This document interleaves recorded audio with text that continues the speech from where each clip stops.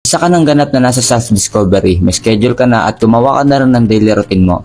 Pero hindi mo sinasama sa journey mo yung pag-track ng expenses mo. So ituturo ko sa iyo ngayon kung paano ko minamanage yung income ko as an employee. Let's go! Dito sa Pinas, alam naman natin kung gaano kahirap magtrabaho. Gigising na maaga, uuwi ng late, tutulog lang saglit, then papasok na ulit. Dapat may side hustle ka bukod sa current job mo at dapat nag-aaral ka ng new skill para ma-achieve yung income na gusto mo. Kaya napakahalaga na bawat sentimo pinahahalagahan natin. Dapat din na magkaroon tayo ng sariling tracker kung paano natin makukompute kung saan at paano naubos ang ating pera. So narinig mo na ba yung Kakeibo? A Japanese traditional budgeting method.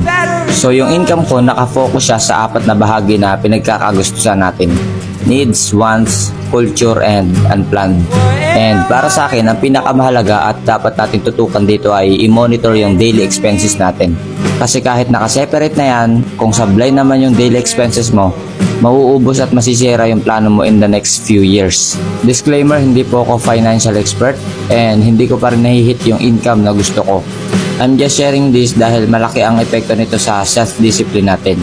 To know more about your financial plan, try to search kung ano ba ang ibig sabihin ng Rule of 72 by Albert Einstein.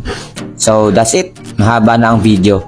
This is day 40 of Project 6 Figure and Arc Project Day 16. See you on the next one. Peace!